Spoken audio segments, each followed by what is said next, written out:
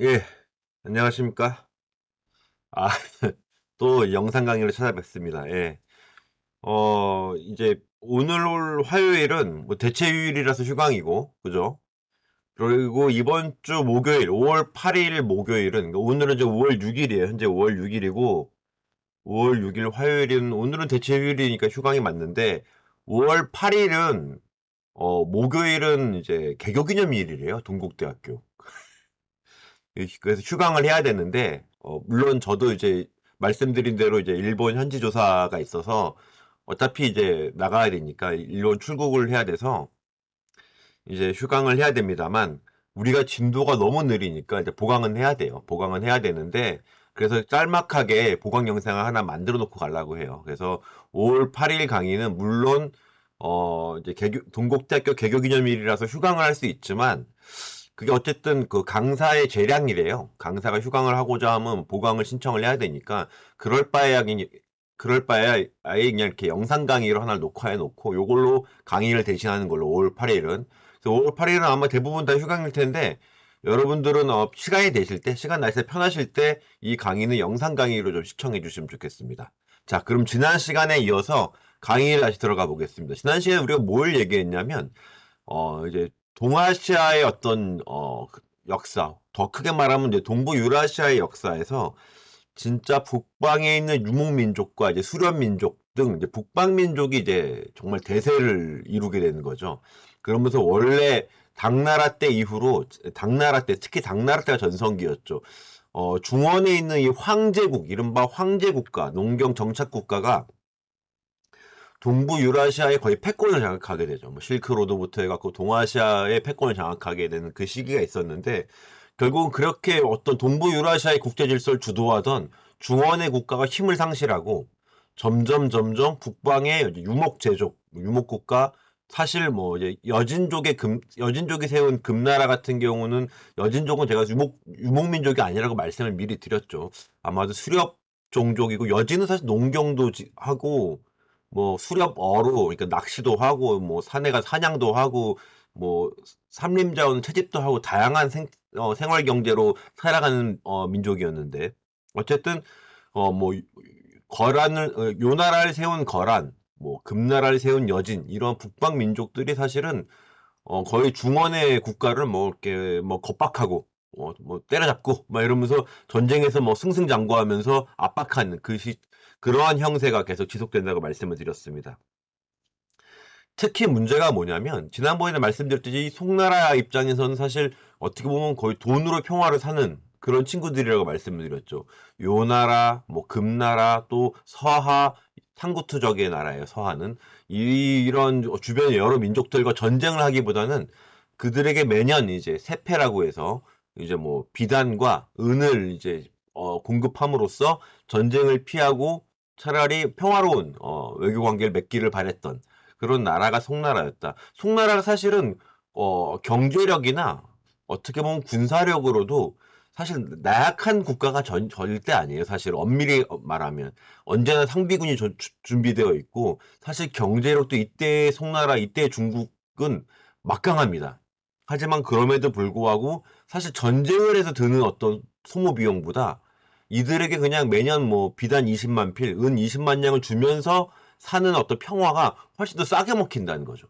그러면서 이제 어떻게 보면 이게 독특한 국제 관계가 되는 건데 그러면서 이제 평화로운 동아시아의 국제 관계를 맺게 되는 거죠. 물론 그러면서도 사실 금나라하고의 전쟁에서 패배한 송나라가 결국 화북 지역을 빼앗기고 남송으로 이제 주저앉게 되는 그러한 역사도 전개가 되고 물론 요나라하고도 지난번에 말씀드린 대로 송나라는 요나라랑 싸워서 이길 수가 없죠. 예, 사실은 전쟁에서도 연전연패를 하면서 사실은 이 저 연운 16주라고 하는 오늘 베이징 일대를 비롯한 저 만리장성 일대 그 일대를 모두 이제 결국 상실하고 물론 그거는 이제 5대 19때 일어난 일이지만 그 이후로 계속적으로 이제 뭐 국제 관계에서는 뭐 군사적으로는 사실 계속 수세적 입장에 취할 수밖에 없는 게 이제 송나라였던 거죠.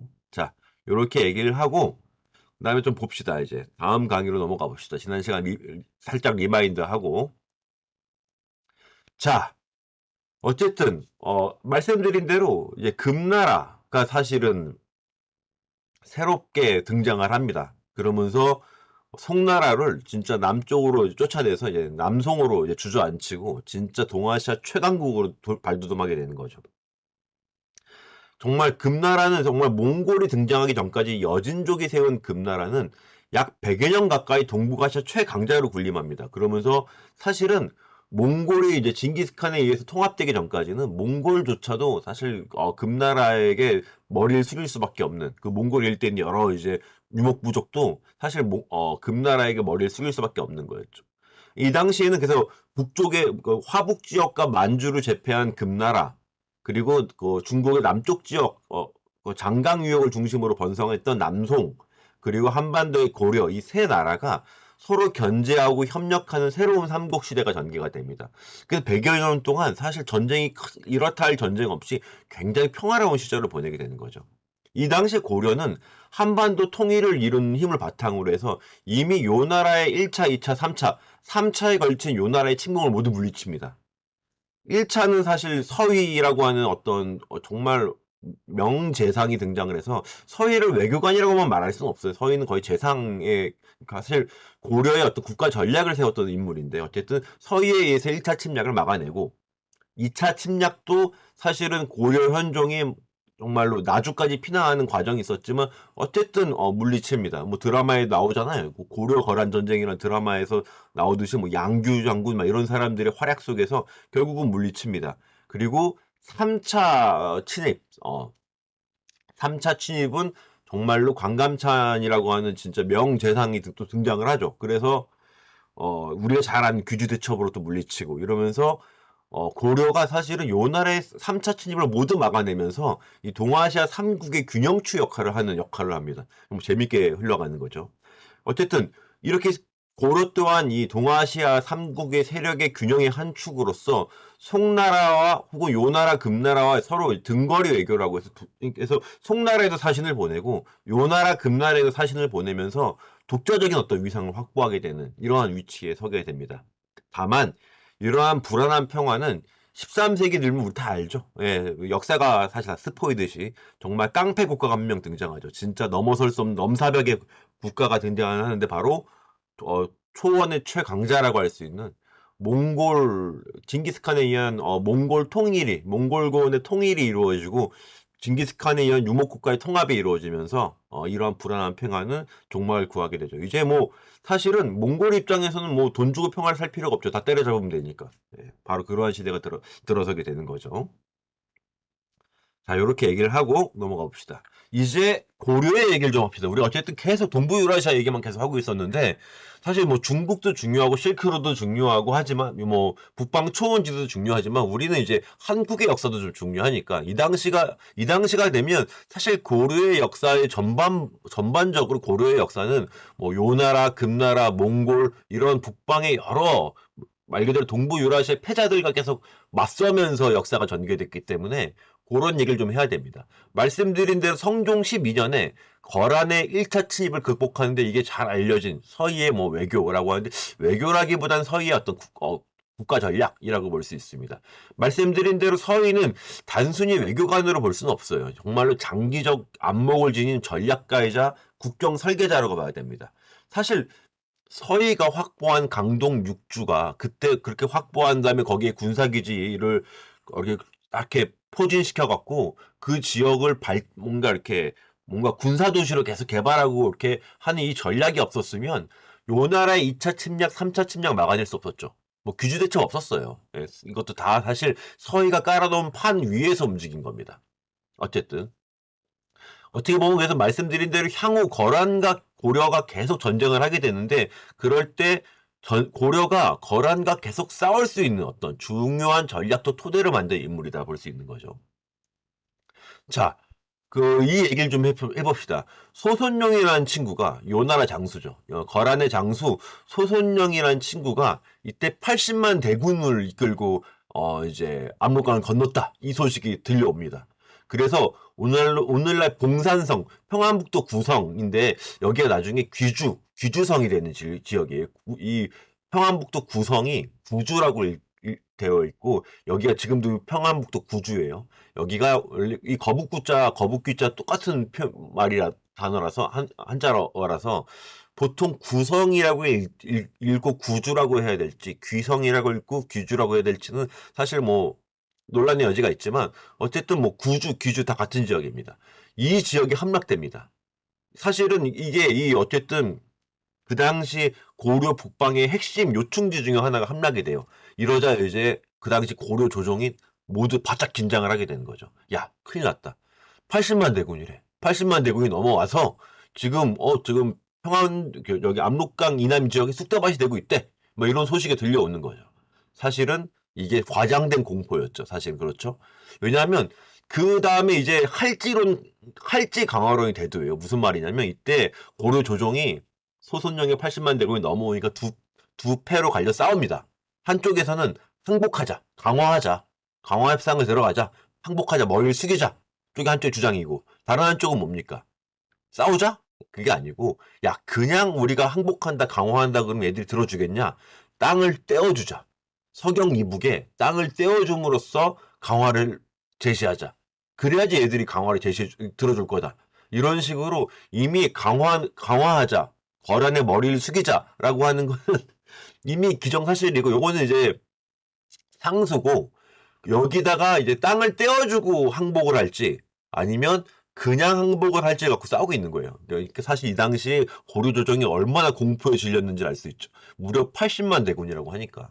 사실은 그런데 이건 뻥이죠. 지난번에 잠깐 설명을 했지만 거란의 80만 대군이 어디 있어? 이 당시 거란의 인구가 몇 만인데 80만 대군이 나올 리가 없지. 거란이 한창 잘 나갈 때도 30만을 운영을 못해요. 대략 10만 정도 병력이 왔다 갔다 움직이면 거란이 최선을 다하는 겁니다. 80만이라는 대군은 거란 어디 찾아와도 없는 군대입니다.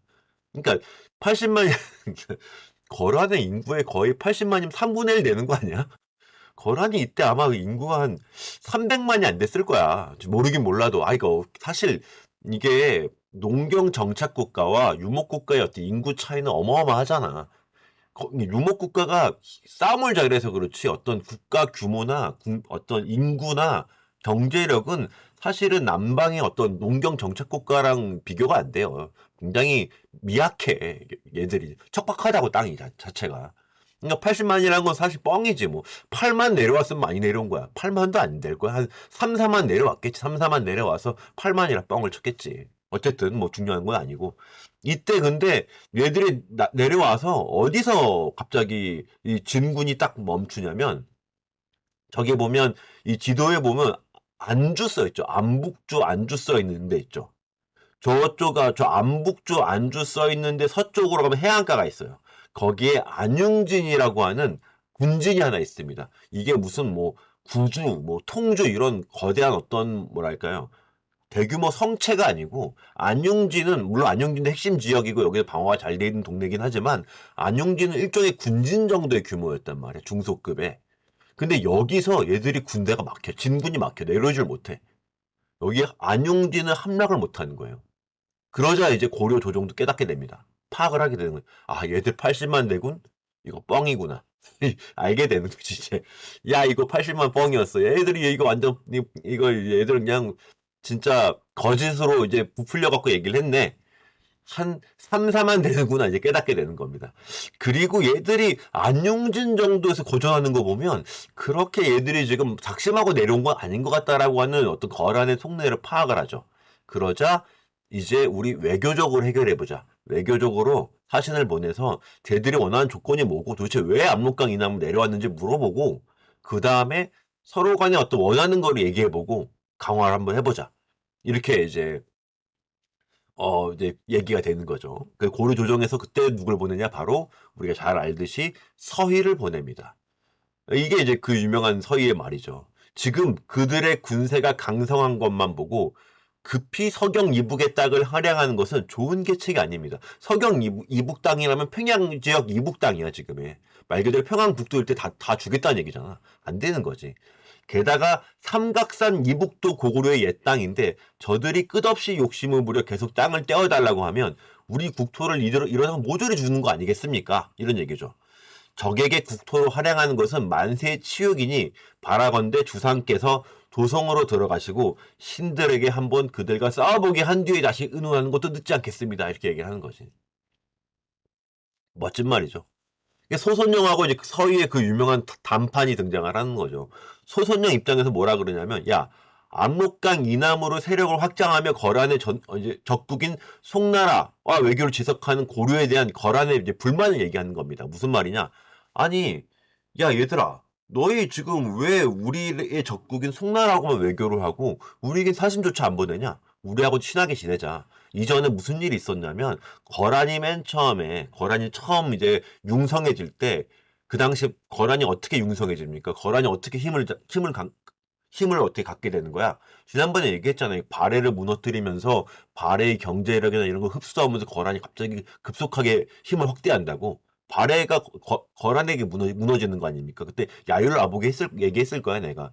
그러면서 이제 거란이 그때 가서 힘이 세집니다. 그리고 나서 그 당시 고려의 태조, 이제 고려의 왕이었던 태조 왕건에게 사신을 보내면서 선물로 낙타 이런 걸 보낸다고. 근데 고려가 왕건이 뭐라 그러냐면 발해는 고구려를 계승한 나라로서 우리랑 거의 뭐 형제 관계 같은 어떤 민족인데 지금 니들이 이 발해를 무너뜨린 건 우리의 원수와도 같다. 이렇게 얘기를 하면서 거란이 선물을 준 낙타를 굶겨 죽여버려요. 막 그런 일이 벌어진다. 이게 사이가 안 좋았어. 근데 고려랑 요나라는 거의 교류가 없었단 말이야. 그러니까 그게 화가 난 거지. 너희들은 송나라에게만 사신 보내고 조공하고 왜 우리한테는 아는 척도 안 하냐? 그러니 옛 고구려의 땅을 내놓고 왜냐면 고구려는 우리가 계승을 했으니 요나라인 우리가 계승을 했으니 고구려 땅 내놓고 우리가 화친을 맺자 이런 얘기를 하는 거죠. 그러자 서희가 뭐라고 대답합니까? 아니 고려는 우리 이름 봐라. 우리 이름부터가 우린 고려다. 고려 왜냐면 고구려도 나중에는 이제 앞에 구자가 사라지고 고려로 바뀌어요. 바뀌었다기보다는 이제 중국과 외교 관계를 맺거나 그럴 때는 스스로 고구려를 안 하고 고려라고 얘기를 했단 말이야. 그러니까 그 얘기를 하는 거지. 야, 우리 이름부터가 고려야. 우리가 고구려 적통 계승국이지. 그리고 우리가 거란과 교섭하기 어려웠던 것은 그 압록강, 두만강 유역의 그 친구들 있잖아. 여진족 애들. 걔들이 맨날 가로막고 뭐 이렇게 도적질하고 이러니까 우리가 여진 때문에 길이 막혀서 너희들한테 못 간 것뿐이야. 그러니 우리 압록강 유역에 있는 여진족을 고려와 거란이 함께 힘을 합쳐서 몰아내고 우리 외교 관계를 맺자. 그래서 압록강 이남 지역은 우리가 정리를 할게. 압록강 이북 지역의 여진은 너희들이 정리를 해. 이렇게 얘기를 하는 거죠. 이게 사실은 그 소선영이 보통 이런談판에서 소선영이 뭐 실패라고 뭐 바보짓을 했다 그러지만 아니에요. 거란 입장에서도 이건 설득력 있는 말이야. 거란 입장에서도 사실 거란이 제일 무서워했던 게 뭐예요? 지난번에도 얘기했잖아. 여진족을 무서워했다고. 여진족을 가혹하게 탄압했다고. 여진족이 힘을 가지는 걸 무서워해서. 이게 얘기했죠, 그때 제가. 그래서 여진족 산화제 하나 그랬다니까. 그 일정 수 이상의 남자애들이 많이 태어나면 막 남자들 죽이고 그랬어요. 여진족 애들을. 거란이 그렇게 했다고. 요 나라 입장에서는. 왜냐면 저 만주에 있는 여진족이 무섭기 때문에. 그 얘기했잖아요. 그렇기 때문에 소선영 입장에서도 자신들의 껄끄러운 여진을 고려가 같이 힘을 합쳐서 없애준다 그러면 너무 좋은 거 아니야. 그래서 압록강을 경계해 두고 압록강 이남 지역에 있는 여진은 고려가 정리해주고 압록강 이북은 요 나라가 거란이 정리해주면 딱 좋은 거 아닙니까? 그리고 그 다음에 이제 여진족이 다 사라지면 자신들과 또 외교 관계를 맺기 때문에. 그러니까 사실은 소선영 입장에서도 나쁠 게 없는 조건이에요. 왜냐하면 이때 소선영이 군대를 거느리고 내려온 게 뭐 고려를 뭐 어째 해보겠다가 내려온 게 아니야. 여진족하고 막 이렇게 전쟁하고 그 동네 일대 질서를 잡기 위해 이제 군사활동을 벌이다가 어쩌다 보니까 압록강 이남까지 내려온 거야. 이게 원래부터 뭐 고려를 때려잡자고 내려온 게 아니고 그 동네 이제 전체적으로 그 동네의 치안과 안정을 유지하기 위한 하나의 군사 활동처럼 활동을 하다가 고려까지 만난 거예요. 이참에 내려온 김에 고려에게도 한번 혼을 내주자. 이 정도였다고. 근데 고려가 이렇게 나와 주니까 그래 그럼 이 정도면 우리도 나쁘지 않은 조건이네. 그렇게 해서 소선영과 서희가 서로 외교적으로 협의를 하게 된 거예요. 근데 서희도 잘 본 거지 이 전략을. 자, 그 거란과 담판을 통해서 뭘 얻어내냐면 압록강 이남 지역에 대한 지배권을 확고히 하는 거야. 이른바 강동 육주라고 하는 강동이냐면 왜 강남이 아니고 강동이냐면 압록강이 저렇게 흐르잖아. 압록강 이북은 강서고 압록강 이남은 강동이 된 거예요. 서쪽과 동쪽이 되니까. 어쨌든 그거 중요치 않고 어쨌든 이때 이후로 고려는 강동 육주에 전력을 기울여서 여기를 군사 기지로 개발해요. 그래서 뭐 홍화진, 융주, 철주, 곽주, 통주, 귀주 저 일대 있잖아. 저 일대를 다 군사 도시로 만든다고. 이게 진짜 어떻게 보면 거란의 입장에서는 진짜 뼈아픈 실책이 되는 거죠. 진짜 이때 이후로 고려가 국가적으로 전력을 기울여서 이 동네를 군사 기지로 만들어 버려요. 그래서 나중에 거란이 2차 침입, 3차 침입을 할 때 동안 저 강동 육주를 함락을 못 해. 한 번도. 함락을 할 뻔했지만 뭐 다시 고려에게 빼앗기고 이러면서 결국 저 강동 육주의 어느 성 하나도 완전하게 확보를 못 한다고. 함락이 안 돼. 왜냐하면 이때 고려가 여기를 어떻게든 만들려고 여기 지키려고 여기 군사 기지로 만들어 버려요, 진짜. 철옹성처럼 만들어 버리는 거지. 그 거란을 멸망할 때까지 강동 육주를 함락시키지 못하게 됩니다. 이게 서희가 사실 판을 다 깔아놓은 거예요, 전쟁을. 자, 두 번째입니다. 두 번째는 이제 이게 고려 거란 전쟁이라고 한 지난번 드라마를 통해서 대략의 스토리 여러분들이 알 거야. 이 이제 두 번째 거란의 2차 침입 당시에는 왕이 누구였냐면 그 당시 고려의 현종이라는 왕이 이제 등장을 해요. 근데 이 양반이 사실 왕이 하고 싶어서 한 게 아니야.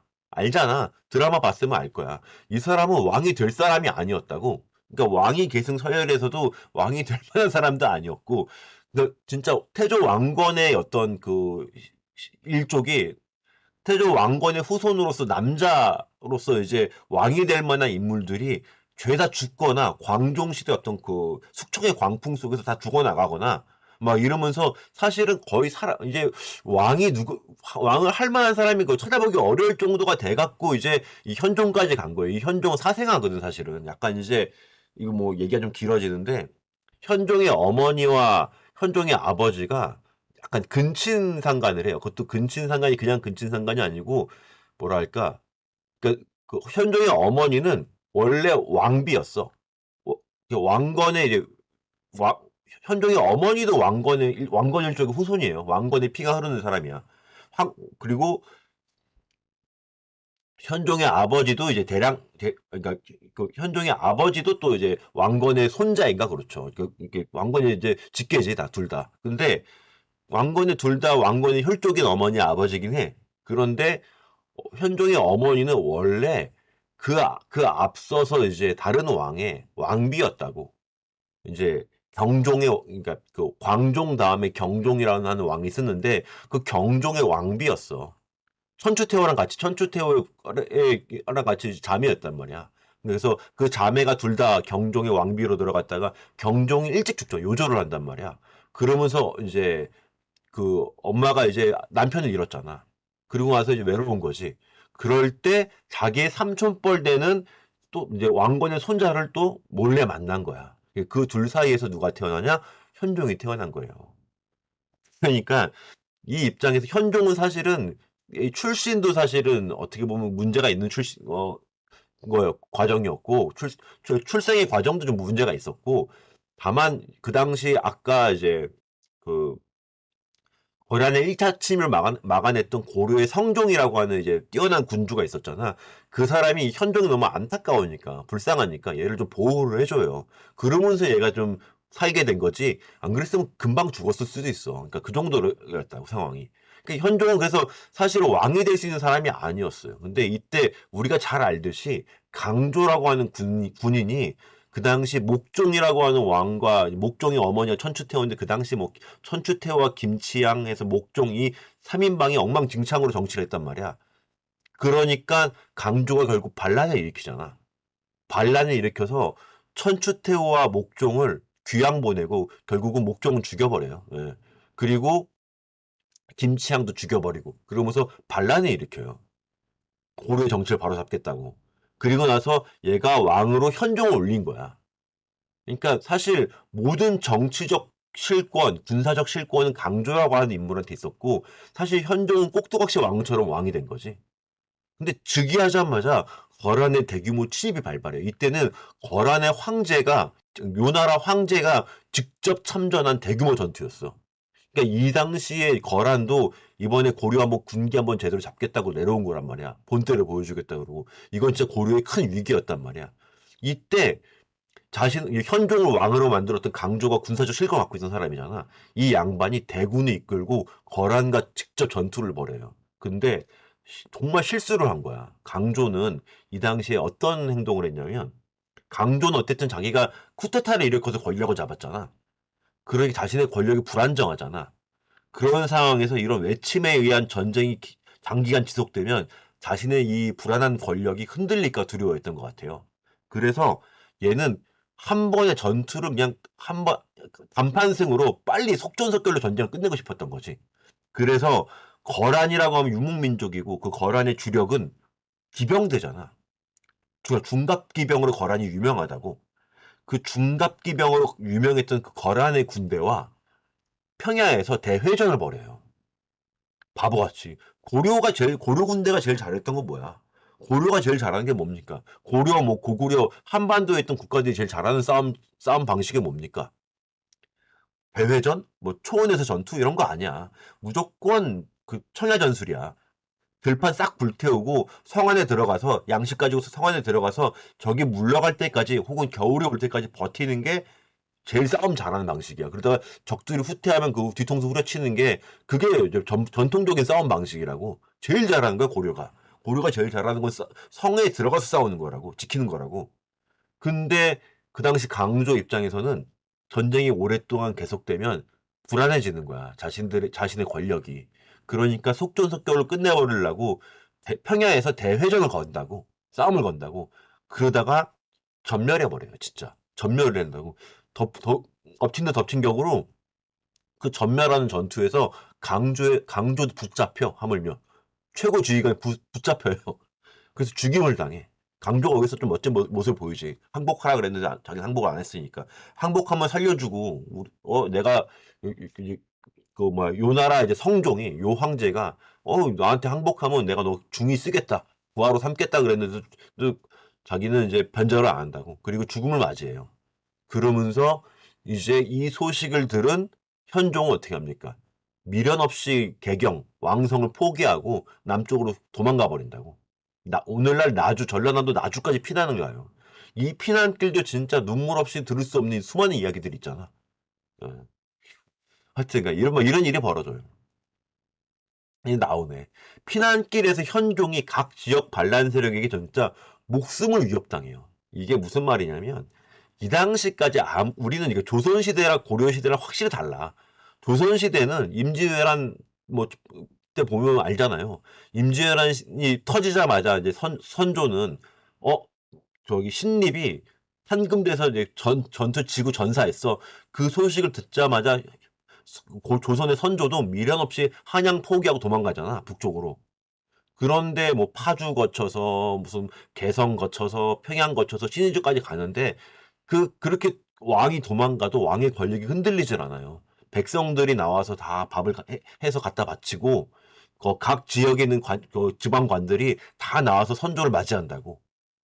그러니까 조선시대는 그런 시대야. 그러니까 이게 의리라는 거지. 군신 의리가 있는 거지. 근데 고려는 그렇지 않아. 고려는 워낙 지방마다 지방의 어떤 고유의 색깔과 특징이 강한 나라야. 중세야, 중세. 고려는 중세 시대잖아. 중세의 특징 중에 하나가 뭐예요? 지방의 권력이 강해요. 그러니까 지방마다 다 자신들의 토착 권력이 잔존하고 있다고. 그러니까 현종이 도망가다가 보니까 이제 지방 세력 입장에서는 얘가 개경에서나 왕이지. 지방에 오면 그냥 털어먹기 좋은 진짜 호구라고, 호구. 돈 많은 호구인 거야.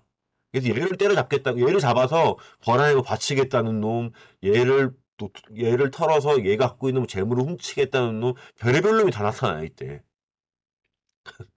그러니까 이러면서 진짜 온갖 고생을 한다고. 나중에는 진짜 이 현종을 지키던 그 호위 무사들이 파업을 해. 아, 더 이상 못하겠다.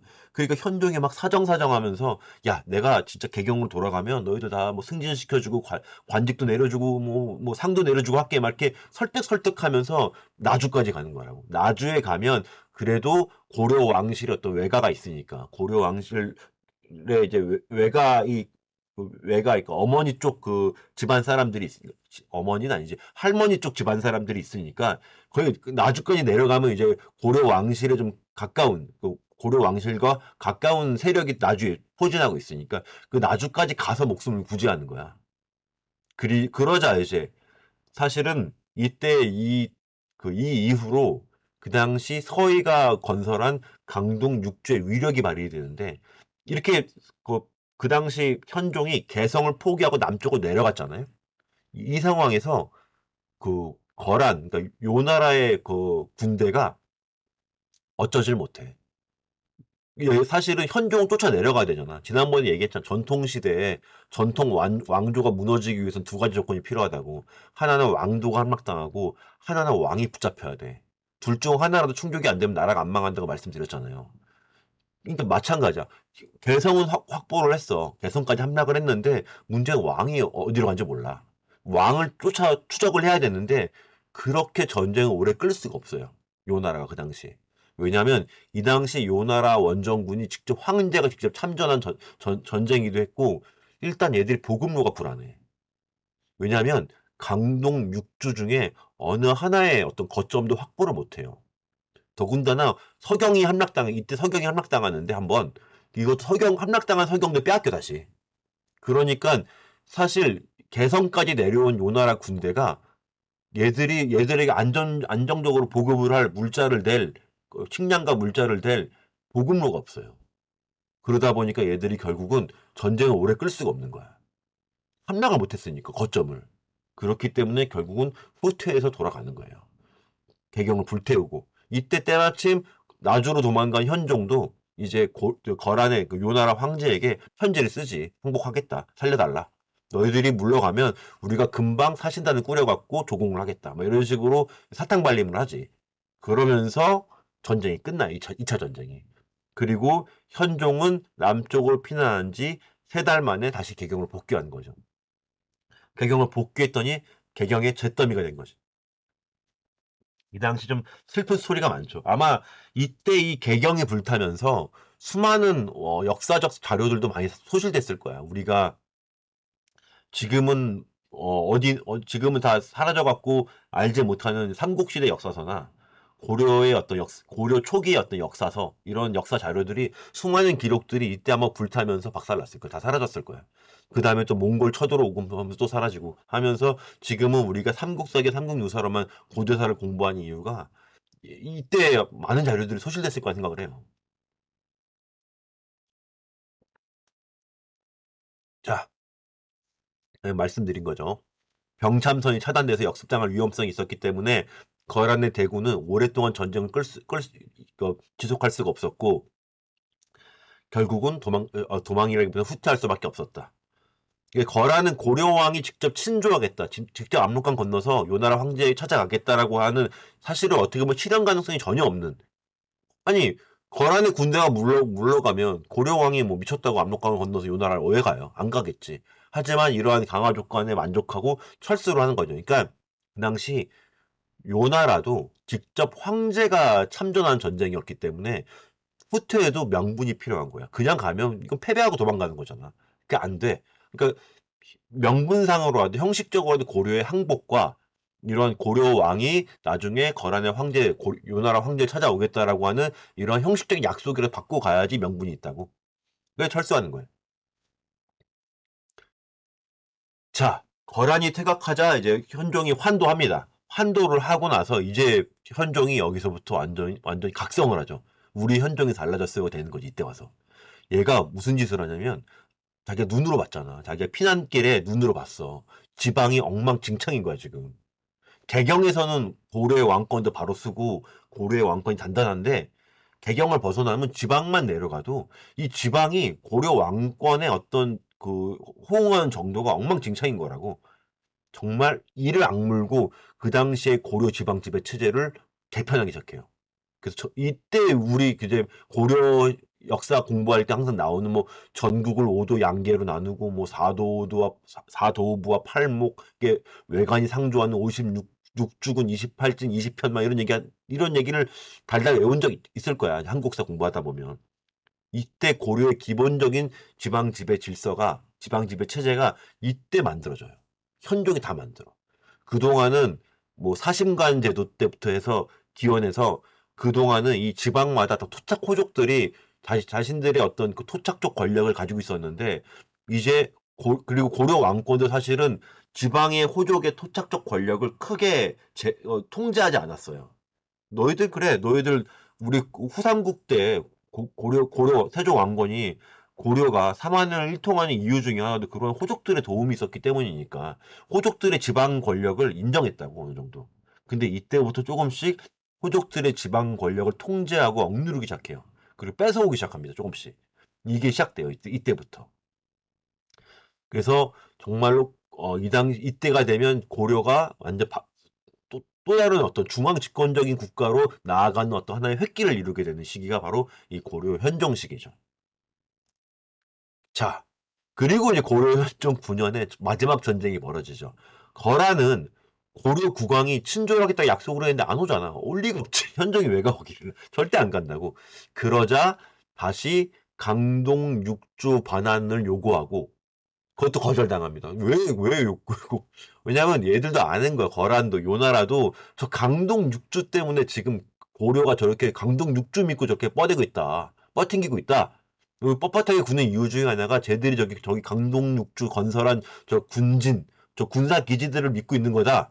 일단 고 강동 육주도 반환하러 요구를 하죠. 거절당하지. 그러다 다시 10만의 병력으로 침공을 하는데 이게 그 소배합의 이제 그 소배합이라고 한 사실 소배합이 우리 흔히 이제 무슨 뭐 역사 얘기 들어보면 이제 소배합 뭐 엉망진창 장수라고 얘기를 하죠. 아니야 그렇지 않아. 소배합도 지금 대단한 장수예요.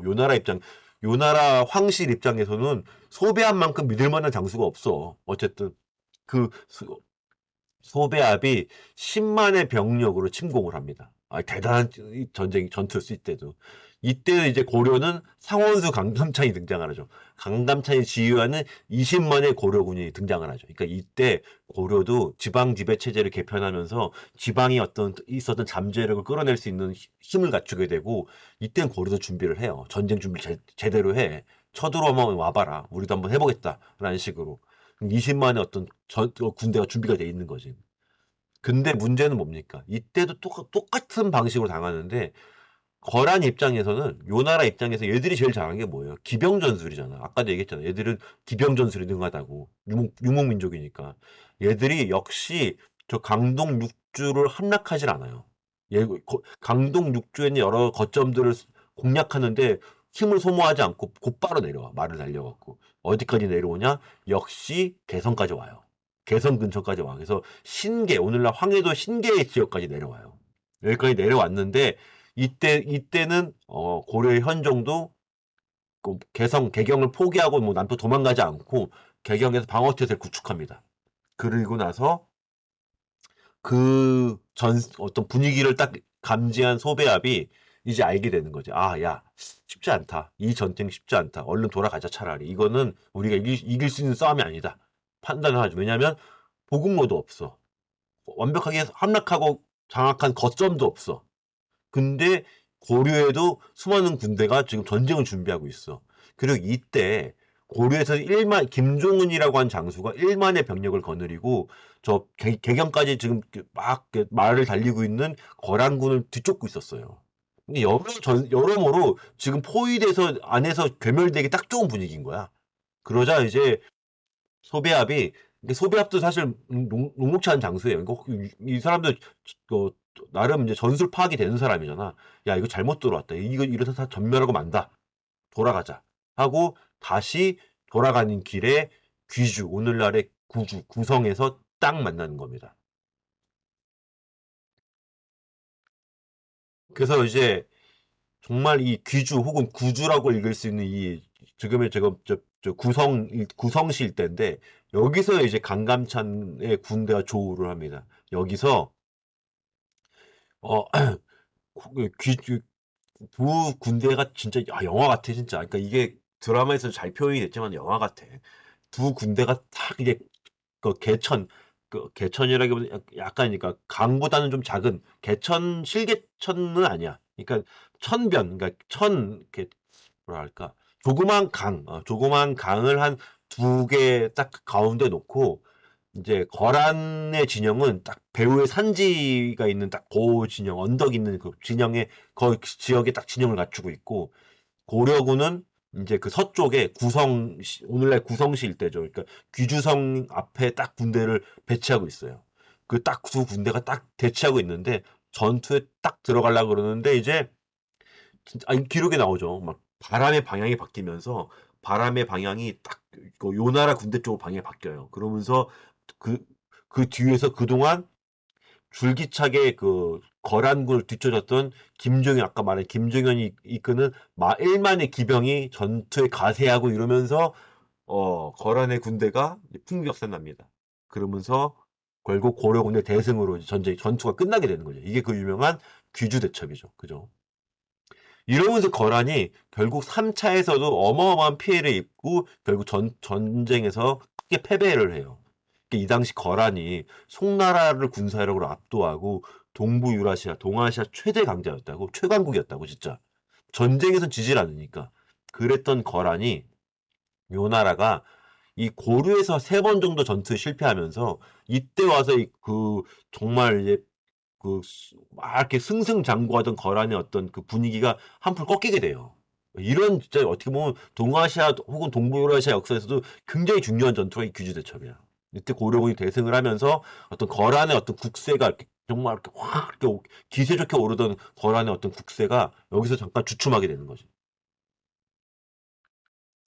자, 그리고 이제 그리고 이제 거란의 어떤 요나라는 얘기를 했고 여진의 금나라 얘기를 해야 되는데 이 당시, 그러니까 이 이후 이제 현종 시대에 이뤄서 이제 거란의 3차 침입까지 다 마무리한 다음에, 다 막아낸 다음에, 그 다음에 좀 시간이 흘러서 이제 고려가 이제 숙종 시대가 되면, 숙종도 이 사람이 대단한 사람이에요. 이 사람 뭐 복잡한 얘기는 좀 하긴 좀 그렇지만 그 당시 이제 고려 왕실의 어떤 외척으로서의 인주 이씨와의 갈등 이 안에서 혼란이 있었는데 그 혼란을 바로잡고 왕이 돼갖고 막강한 권력을 누렸던 사람이란 말이야. 정치도 잘했어. 이 숙종 9년에 무슨 일이 벌어지냐면 여진족이 이 당시 오늘날 함경남도 함흥 뭐 이런 데 있죠. 이 일대에서 함흥 일대에서 이제 세력을 굉장히 확장을 해요. 여진족이 그 당시 지난번 얘기를 들었죠. 두만강 일대와 연해주 일대 이 굉장히 어마어마한 이제 그 산림으로 이루어진 숲과 산림으로 이루어진 고동네에서 수렵과 사냥 이런 걸로 이제 먹고 사는 친구들이었단 말이야. 사냥을 하니까 기본적으로 싸움도 잘하지. 평생 사냥을 하면서 다니는 친구들이 산속에서 말 달리면서 근데 싸움을 잘하는 친구들인 건 맞는데 얘들도 통합력이 없을 뿐이지 한 번만 통합되면 큰일 나는 거야. 지난번에 얘기했잖아요. 여진인 1만즉 천하 불감당 막 이런 기록이 있다고.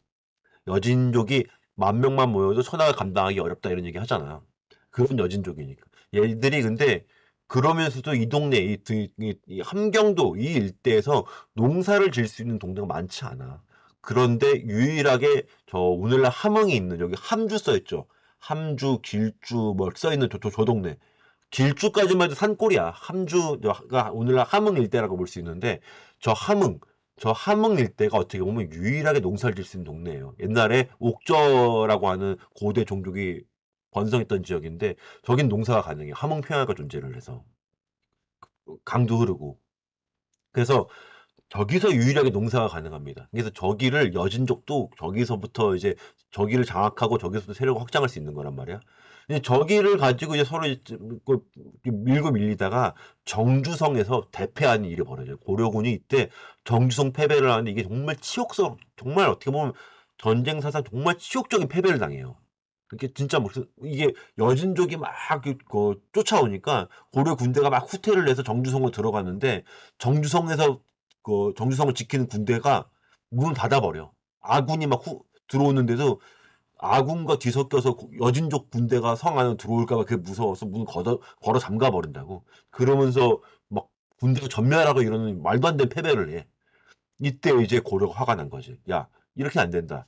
뭔가 제대로 한번 저 여진족을 한번 혼내줘야 된다. 한번 군기를 잡아야 된다. 이래서 그 당시 윤관이 건의를, 이 정주성 패배를 누가 당했냐면 윤관이 당해요. 윤관이 정주성 패배에서 윤관도 죽을 뻔해 사실은. 어쨌든 윤관의 건의를 받아들여서 숙종이 이른바 별무반이라고 하는 군대를 편성을 하는데, 이 별무반이 뭐 새롭게 편성되는 군대는 아니고 그 당시 고려의 군대 편제를 새롭게 좀 효율적으로 개편하면서 이제 만든 거예요. 어쨌든 이러면서 이제 고려가 이 당시 정말로 어마어마한 대군을 양성하고 규율을 잡아 군대를. 근데 숙종이 이걸 정보로 준비하다 숙종이 돌아가셔요. 그리고 나서 예종 2년에 드디어 윤관을 필두로 해서 저 별무반의 저 대군이 움직이기 시작합니다. 그래서 여진 정보를 들어가는 거죠. 이르고 우리가 잘 여기 빨간색으로 점이 찍혀 있죠. 요게 이제 우리가 잘 아는 여진 정벌 후 쌓은 동북 구성입니다. 이 동북 구성이 이렇게 쌓여요. 그래서 각 그 교통로 요충지마다 다 군짐과 성을 만들어서 거기다 백성들을 사민시키고 이러면서 저 동네를 요새화한단 말이야. 근데 문제가 있어요, 좀. 그러니까 이게 강동 육주는 성공적으로 잘 운영이 되고 방어가 됐는데 저 동북 구성 같은 경우는 그렇게 할 수가 없는 동네야. 그러니까 강동 육주는 어쨌든 저기가 평야지대란 말이야. 대부분이 교통로가 잘 발달해 있어. 사람들이 오고 갈 수 있는 왕래할 수 있는 동네란 말이야. 근데 저 동북 구성 같은 경우는 완전 산간지대예요. 알잖아. 뭐 함경남도, 함경북도 그 일대 다 뭐야? 백두대간이야. 백두대간에 있는 험준한 자연지형으로 둘러싸여 있다고. 그러니까 저 동네는 사람들이 오고 갈 수가 없어. 여기만 해도 무슨 뭐 마천령 뭐 해갖고 어마어마한 산맥들이 뭐 즐비한 동네잖아. 이거 여기는 뭐 고갯길 몇 개 빼고는 교통로가 없을 정도예요. 그러니까 그런 데다가 그 우리가 저쪽에 물자나 양식이나 혹은 군대나 사람이나 인적 자원들을 저기다가 집어넣을 수가 없다고 쉽게. 손쉽게 서로 뭐 보급하고 소통하고 할 수가 없는 동네라고. 그러니까 일단은 고립되어 있는 지역이야. 지키기가 어려워요. 그런데다가 사실 상대하는 애들이 달라요. 강동 육주는 유목국가로부터 시작된 어떤 요 나라의 기병이잖아. 얘들은 이제 초원을 말달리는 친구들이었다고. 유목하면서 초원에서 그죠? 반대로 저 동북 구성이 만났던 여진족은 산속에서 말 타는 친구들이라니까. 산기슭을 말로 달리는 친구들이라고. 얘들한테는 저 산림 지형이 장벽이 되질 않아. 고려 같은 농경 정착민들한테 산은 사실 험준한 지형이지만 여진족 입장에서는 그렇지 않다고. 얘들은 산에서 오히려 더 위력을 발휘하는 친구들이라고. 그러니 얘들 입장에서는 고려 입장에서는 교통로마다 군진을 설치했다고 생각을 하지만 여진 입장에서는 구멍이 숭숭 나 있는 그런, 자 어떻게 보면 구멍이 숭숭 뚫려 있는 동네라고. 여기가 어디든지 들어갈 수, 언제든지 어떻게든 들어가서 포위할 수 있는. 그렇기 때문에 이 동네를 농경 정착 국가인 고려가 유지하고 지키기가 너무 어려워요. 그래서 결국은 고려가 이걸 포기해. 이때 또 여진 입장에서도 이제 사신을 보내 살려달라고. 왜냐면 저 함흥평야 일대를 여진이 빼앗기면 얘들도 다 굶어야 돼. 아까 말씀드렸잖아요. 함경도 일대에서 농사 지을 곳이 없다니까. 저기밖에 없어. 저 함흥평야밖에 없는데 저 함흥평야 빼앗기면 여진족 애들도 다 굶어 죽는 거야 진짜 잘못하면. 두만강 하류에 훈천평야 빼고 없다고. 이 동네가 농사 지을 때가 많은 동네가 아니잖아. 얘들도 함흥평야로부터 나오는 식량이 없으면 굶어 죽어야 된다고. 그래서 사신을 보내는 거지 고려한테. 야, 미안합니다. 야다 이제 죄송합니다. 죄송하게 됐습니다. 앞으로 고려를 아버지의 나라처럼 떠받들 테니 한 번만 봐주세요. 빼앗아갔던 그 동북구성 돌려주십시오. 그래서 고려 입장에서는 명분도 섰겠다. 어쨌든 여진이 스스로 외교적으로 굴복하고 왔잖아. 그리고 어쨌든 고려를 삼국으로 모신다고 했다며. 거기다가 저 동북구성을 우리가 관리하고 지키는데 들어가는 돈이 어마어마해. 돈과 물자가. 사람도 많이 죽어나가고. 그러느니 차라리 천리장성 우리 이남을 우리 물러나고 저 동네는 반환하자. 돌려주자. 이렇게 되는 거죠. 그래서 동북구성을 2년 만에 반환하게 되는 거예요. 자, 근데 문제가 발생합니다. 잘 봐요. 여기 1107년에 여진이 고려를 삼국으로 모시겠다라고 약조를 하고 동북구성을 반환받죠. 그리고 정확히 30년, 30년 후에 1126년이 되면 상황이 바뀌죠. 이때가 되면 갑자기 세력 판도가 요동을 쳐요. 그러면서 지난 시간에 설명드렸죠. 송나라랑 여진족이 손을 잡아갖고 그 거란이 세운 요나라를 때려잡자고 서로 약조를 했잖아. 근데 송나라는 움직이진 않았잖아. 그래서 결국은 그 거란의 요나라를 때려잡은 게 누구예요? 여진족이라고. 이 당시 여진족이 거란족에게 어마어마한 원한을 가지고 있었다고 얘기했잖아요. 막, 아니, 왜냐면 거란이 여진을 어마어마하게 탄압을 했다 그동안. 막 산하 제한해서 막 애들 죽이고 그랬잖아. 막 맨날 다 물자 빼앗아 가고. 그래서 여진이 사실 거란하면 이를 갈았다고. 때마침 중국에서 송나라가 여진에게 이제 여진을 살살 구워 삶아갖고 요 나라를 같이 무너뜨리자 이런 제안을 하니까 여진이 거기에 오케이를 하고 전력을 기울여서 결국 거란을 공격해서 무너뜨려요. 이때 거란이 여진의 어떤 공세에 완전히 수세적으로 몰렸다가 이렇다 할 대응조차 제대로 못 해보고 다 도망가. 그래서 나중에 서쪽으로 가서 서요라고 하는 나라를 만들어.